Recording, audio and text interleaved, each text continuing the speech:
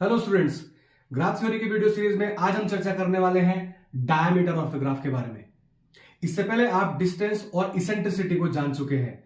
अगर आपने वो वीडियो नहीं देखी है तो आई सजेस्ट कि उस वीडियो को पर्टिकुलर देखिए सो दैट फिर डायमीटर आपको समझने में आसानी रहेगी, क्योंकि डायमीटर में डिस्टेंस और इसेंट्रिसिटी का कॉन्सेप्ट लगने वाला है। आइए थोड़ा सा रिकॉल करते हैं कि डिस्टेंस बेसिकली क्या होता है। किसी भी पर्टिकुलर वर्टेक्स से किसी दूसरे पर्टिकुलर वर्टेक्स का अगर हम डिस्टेंस फाइंड आउट करेंगे तो this is the minimum path between these two vertices. तो किसी भी पर्टिकुलर दो वर्टिसेस के बीच का डिस्टेंस क्या कहा जा सकता है कि उन दोनों वर्टिसेस को ट्रेवर्स करने में एन नंबर ऑफ पाथ हो सकते हैं। तो जो भी minimum number of big path होगा, यानी जितनी कम से कम एजेस उसमें लगने वाली होंगी, उस पर्टिकुलर नंबर ऑफ को हम उस पर्टिकुलर वर्टिसेस के बीच का डिस्टेंस बोलेंगे। इसेंट्रिसिटी क्या होगी? सभी डिस्टेंसेस को कैलकुलेट कर लिया जाएगा, सभी वर्टिसेस के सभी डिस्टेंसेस को कैलकुलेट कर लिया जाएगा। और इसेंट्रिसिटी वर्टिसेस पे लगने वाली एक प्रॉपर्टी है। सभी वर्टिसेस की इसेंट्रिसिटी को देखा जाएगा और इसेंट्रिसिटी कहां से निकल करके आएगी? सारे के सारे डिस्टेंसेस में जो भी डिस्टेंस सबसे ज्यादा होगा उस पर्टिकुलर वर्टेक्स की, उसको इसेंट्रिसिटी कहा जाएगा। ये एक हमने एग्जाम्पल लिया है और इसी एग्जाम्पल के तौर पर हम यहाँ पर डायमीटर को कैलकुलेट कर रहे हैं। डायमीटर को कैलकुलेट करने के लिए डिस्टेंस और इसेंट्रिसिटी दोनों लगने वाले हैं। तो आइए पहले डिस्टेंस कैलकुलेट करते हैं, फिर इसेंट्रिसिटी कैलकुलेट करेंगे। एंड देन एज पर द डेफिनेशन क्या कहती है? द मैक्सिमम इसेंट्रिसिटी, है ना, हम सभी वर्टिसेस में देखेंगे कि मैक्सिमम इसेंट्रिसिटी किस पर्टिकुलर वर्टेक्स के डिस्टेंस की आ रही है। ठीक है, अभी हम एग्जाम्पल को सॉल्व करने वाले हैं, इससे आपको टॉपिक पूरी तरह से क्लियर हो जाएगा। Will be considered as the diameter of a graph. तो आइए देर न करते हुए सभी के सभी वर्टिसेस से सभी दूसरे वर्टिसेस पर हम यहां पर एक डिस्टेंस निकालने की कोशिश करते हैं, देन इसेंट्रिसिटी और उसके बाद फिर डायमीटर को देखेंगे। तो स्टार्ट करते हैं ए से। तो अगर हम डिस्टेंस देखें ए से लेकर के बी का, distance from A to C, distance from A to D, distance from A to E, distance from A to F, distance from A to H, as well as distance from A to G, and last one distance from A to I. I know कि example थोड़ा सा बड़ा है, लेकिन जितने ज्यादा complex examples आप अपनी तरफ से ले सकते हैं उनको लीजिए, ताकि आपकी प्रैक्टिस बनी रहे। और जितने ज्यादा एग्जाम्पल्स आप सॉल्व करेंगे तो ये सारे के सारे कॉन्सेप्ट आपको बहुत इजीली क्लियर होने वाले हैं। तो डिस्टेंस को देखें अगर, तो that is distance from A to B. तो ए से there is no direct edge from A to B, तो आपको टूवर्ड्स टू डी जाना पड़ेगा। तो बेसिकली अगर देखा जाए, हालांकि केवल दो एक ही रास्ता यहां पर है, एक ही पाथ यहां पर एग्जिस्ट कर रहा है, और जाहिर सी बात है जब एक ही होता है तो वही मैक्सिमम है और वही मिनिमम है। ठीक है, तो ए टू बी जाने के लिए 1 and 2 नंबर की एजेस लग रहे हैं, यानी दो edges are two edges will be considered as a path between A to B. Now A to C again there is two edges, A to D there is a direct edge between A to D. तो single edge यहां पर हमारे पास लग रही है इस path में, तो यहां पर हम सिंगल एज लेंगे। ए to E again 1 and 2, A to F 1, 2 and 3, 3 edges, 1 to G 1, 2, 3, 4 edges between A to G। H के लिए एक एज और बढ़ जाएगी यहां से, दैट इज 5, एंड I के लिए 1, 2, 3, 4, 5। ठीक है, यहां पर हमने 5 ले लिया। ठीक है, तो इस तरह से करके हमने A का बेसिकली देखा डिस्टेंस बाकी सबसे। तो या तो आप इस तरह से करके देख सकते हैं, और जब आपकी प्रैक्टिस हो गई, क्योंकि आप निकाल रहे हैं डायामीटर, ठीक है, आपका कंसर्न डायामीटर पे है, तो आपको तेजी से काम करना पड़ेगा, क्योंकि आपको डिस्टेंस भी निकालना है, फिर इसेंट्रिसिटी निकालनी है, एंड देन फिर उसके बेसिस पर आपको डायामीटर निकालना है। ठीक है, तो यहां पर इस ट्रेडिशनल मेथड में ना जाकर के, क्योंकि आपकी प्रैक्टिस हो गई होगी, है ना, मैं ऐसा मान करके चल रहा हूं, तो आप इस ग्राफ में ही बेसिकली जो भी मिनिमम पाथ होगा आप उसको यहां पर लिख सकते हैं। ठीक है, तो देखा जाए तो आगे बढ़ते हैं बी के लिए।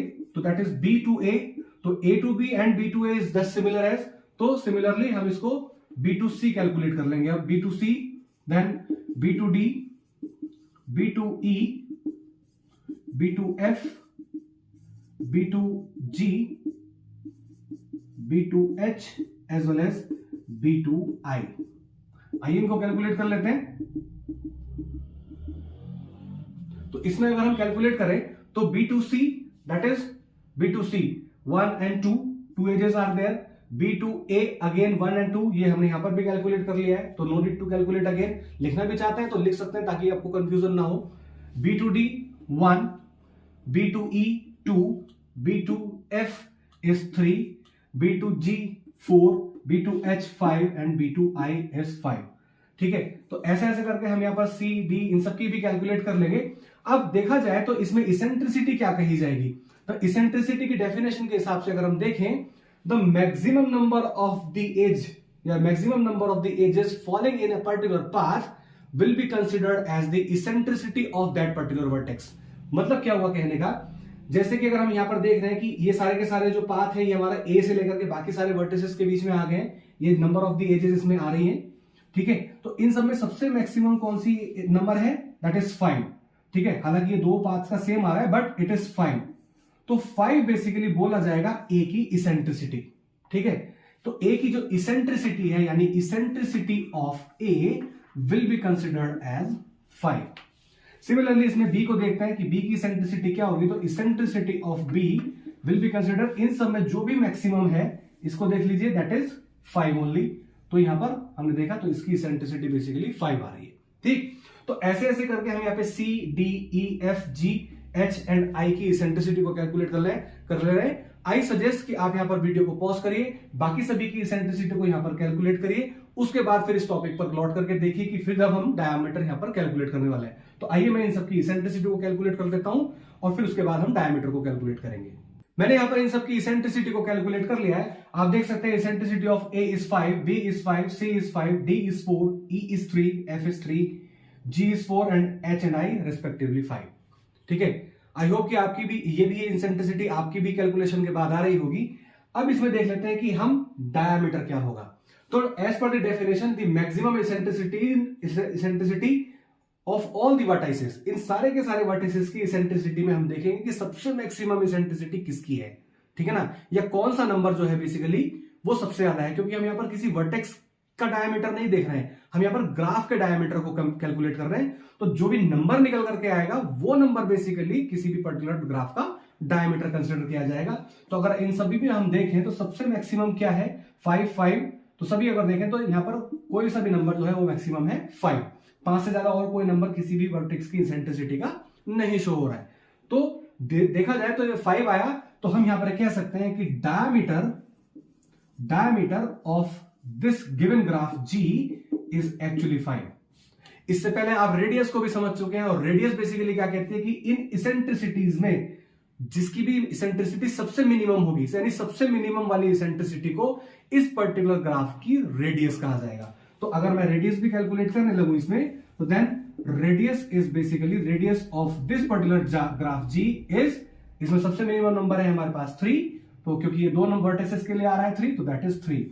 तो रेडियस हो गई इस पर्टिकुलर ग्राफ की 3 एंड डायमीटर हो गया इस पर्टिकुलर ग्राफ के लिए 5। तो इस तरह से करके आप किसी भी ग्राफ का हम यहां पर diameter and radius easily calculate कर सकते हैं। ठीक है, अब इसी ग्राफ में बात कर लेते हैं कि what is central point, central point क्या होता है और सेंटर क्या होता है। तो सेंट्रल पॉइंट को समझने के लिए मैं इसकी डेफिनेशन लिखता हूं, उसके बाद फिर इस पर्टिकुलर टॉपिक को हम फिनिश करने वाले हैं। आइए अब बात कर लेते हैं सेंट्रल पॉइंट्स की।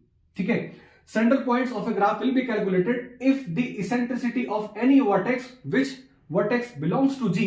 अभी आप देखें हमने यहां पर सभी के सभी वर्टिसेस की इसेंट्रिसिटीज को कैलकुलेट कर लिया है। तो क्या कह रहे हैं कि अगर किसी पर्टिकुलर वर्टेक्स की eccentricity is equals to the radius of that particular graph, then such vertex या वर्टिसेस, क्योंकि एक से ज्यादा वर्टिसेस की इसेंट्रिसिटीज बेसिकली रेडियस के बराबर आ सकती है, क्योंकि हम यहां पर मिनिमम लेने वाले हैं, तो एक से ज्यादा वर्टिसेस की इसेंट्रिसिटीज मिनिमम आ सकती है। तो अगर एक ही पर्टिकुलर वर्टेक्स हुआ तो हम उसको पर्टिकुलर वर्टेक्स बोल देंगे, एक से ज्यादा हुए तो हम उसको पर्टिकुलर वर्टिसेस बोल देंगे। ठीक है, तो एक वर्टेक्स भी हो सकता है, एक से ज्यादा भी हो सकते हैं, will be called as the central point या central points of that particular graph. एक से ज्यादा के केस में पॉइंट्स बोलेंगे। तो अभी अगर हम यहां पर देखें, ये वही एग्जांपल है जो अभी हमने डायमीटर के लिए लिया था। तो इस पर्टिकुलर एग्जांपल में अगर हम देखें तो डायमीटर इसका क्या निकल करके आया था, that is the maximum eccentricities between all the vertices, यानी सारे वर्टिसेस की मैक्सिमम इसेंट्रिसिटी को देखेंगे, दैट इज 5। तो डायमीटर तो आ गया 5, एंड देन रेडियस बेसिकली क्या होती है, that is the minimum eccentricity of all the vertices. तो अगर देखें तो मिनिमम था यहां पर 3, तो यहां पर आ गया था 3। तो अभी एज पर द डेफिनेशन वो वर्टिसेस जिसकी इसेंट्रिसिटी रेडियस के बराबर है, दूसरे शब्दों में अगर कहा जाए तो जिनकी वजह से बेसिकली रेडियस को निकाला गया है, वो वर्टाइसेस बेसिकली सेंट्रल पॉइंट कहे जाएंगे। एज पर डेफिनेशन वो वर्टाइसेस जिनकी इसेंट्रिसिटी रेडियस के बराबर है। तो रेडियस कहीं और से थोड़ी आई है, रेडियस बेसिकली हमने इसेंट्रिसिटी से ही कैलकुलेट की है, ठीक है ना। तो जाहिर सी बात है जब रेडियस कैलकुलेट की है तो कम से कम एक पर्टिकुलर वर्टेक्स तो उस पूरे के पूरे ग्राफ में सेंट्रल पॉइंट बनने ही वाला है, क्योंकि उसी पर्टिकुलर वर्टेक्स की इसेंट्रिसिटी ने रेडियस को दिया है। और हम उल्टा उसी पर डेफिनेशन लगा रहे हैं कि जिसकी इसेंट्रिसिटी रेडियस के बराबर होगी, रेडियस बेसिकली इसेंट्रिसिटी से ही आया है। तो इस केस में हम देख सकते हैं कि जो 3 है तो एक इस पर्टिकुलर वर्टेक्स की है और एक इस पर्टिकुलर वर्टेक्स की इसेंट्रिसिटी इस पर्टिकुलर रेडियस के बराबर है जो कि 3 है। तो हम यहां पर कह सकते हैं कि as the radius 3 is equal to the eccentricity of vertices E and F, then E और F को इस पर्टिकुलर ग्राफ का सेंट्रल पॉइंट कहा जा सकता है। ओके, सेंट्रल पॉइंट कहा जा सकता है। मैं इसको थोड़ा सा और इलेबोरेट कर देता हूं। सेंट्रल पॉइंट मतलब किसी भी पर्टिकुलर ग्राफ के बीच में आप बैठे हैं, तो आप थोड़ा सा विजुअलाइज करिए, इसको थोड़ा सा प्रैक्टिकली समझने की कोशिश करिए कि अगर आप कोई पर्टिकुलर वर्टेक्स किसी पर्टिकुलर ग्राफ के बीचों बीच है तो जाहिर सी बात है उसकी इसेंट्रिसिटी मिनिमम ही होने वाली है, ठीक है ना। मैं एग्जांपल दूं अगर इंडिया के मैप का, तो अगर मैं जम्मू कश्मीर से कन्याकुमारी लूं तो जाहिर सी बात है उनके बीच का जो डिस्टेंस है वो बहुत ज्यादा होने वाला है, ठीक है। रादर देन अगर मैं मध्य प्रदेश की बात करूं तो मध्य प्रदेश क्योंकि बेसिकली इंडिया के बिल्कुल बीच में पड़ रहा है, तो वहां से जम्मू कश्मीर का डिस्टेंस और कन्याकुमारी का डिस्टेंस, और अगर हम वेस्ट की तरफ चलते हैं तो गुजरात का distance as well as north east की तरफ चले तो उनका डिस्टेंस लगभग बराबर होगा। यानी वहां से भोपाल से अगर हम ट्रेवल करना शुरू करें तो इन पर्टिकुलर चारों जगह जाने में बेसिकली हमें कम टाइम लगेगा, रादर देन अगर हम गुजरात से सीधे आसाम जाने लगे या जम्मू कश्मीर से कन्याकुमारी या वाइस वर्सा ऑपरेशन करने लगे। तो इस केस में इसेंट्रिसिटी यानी डिस्टेंस बेसिकली ज्यादा होने वाला है। आई होप कि आप मेरी बात समझ रहे हैं। तो हम ये कह सकते हैं कि इंडिया का जो सेंट्रल पॉइंट है वो भोपाल हुआ या मध्य प्रदेश का कोई और सा भी शहर हुआ, जिससे कि इसेंट्रिसिटी बेसिकली हमारी कम आ रही है ना। तो वही कॉन्सेप्ट हमने यहां पर लिया है। तो हम यहां पर कह सकते हैं कि E और F जो है वो बेसिकली इस पर्टिकुलर ग्राफ के बीच में लाई कर रहे हैं, जिससे कि ट्रेवर्सल अगर हम यहां से लगाएं तो लगभग ट्रेवर्सल इतना उधर है और उतना ही उधर की तरफ आ रहा है। तो डिपेंड करेगा कि ग्राफ आपको किस तरह से दे रखा है। तो हम यहां पर इसेंट्रिसिटी के बेसिस पर ही यहां पर रेडियस को कैलकुलेट करने वाले हैं, ठीक है। और व्हाट इज द सेंटर, अगर हम सेंटर की बात करें तो सेंटर में क्या हो जाने वाला है, सेंटर की डेफिनेशन बेसिकली सेंट्रल पॉइंट से ज्यादा अलग नहीं है। सेंटर क्या होगा, अगर हम सेंट्रल पॉइंट्स का सेट बना दें, सेंट्रल पॉइंट्स का बेसिकली सेट बना दें तो उस पर्टिकुलर सेट को हम कह देंगे कि इस पर्टिकुलर ग्राफ का सेंटर हो गया। तो इन केस ऑफ ऑपरेशंस में देख चुके हैं हम ग्राफ के पर्टिकुलर वर्टिसेस को फ्यूज भी करते हैं। तो अगर मैं E और F को बेसिकली फ्यूज कर दूं तो उस पर्टिकुलर न्यू वर्टेक्स को जो कि फ्यूजन के बाद बनेगा उसको हम बेसिकली कह सकते हैं कि इस पर्टिकुलर ग्राफ का वो सेंटर हुआ, ठीक है। तो सेंट्रल पॉइंट एक से ज्यादा हो सकते हैं, बट सेंटर में हम ये कोशिश करते हैं, हालांकि वो सेट के फॉर्म में ले रहे हैं और सेट बेसिकली एक ही कंसिडर किया जाता है। तो या तो आप सेट के फॉर्म में ले लीजिए या उस पर्टिकुलर वर्टेक्स को फ्यूज करके आप सेंटर पॉइंट की तरह इलेबोरेट कर सकते हैं। तो आई होप कि आपको distance, diameter, central point and centre का कॉन्सेप्ट क्लियर हुआ है।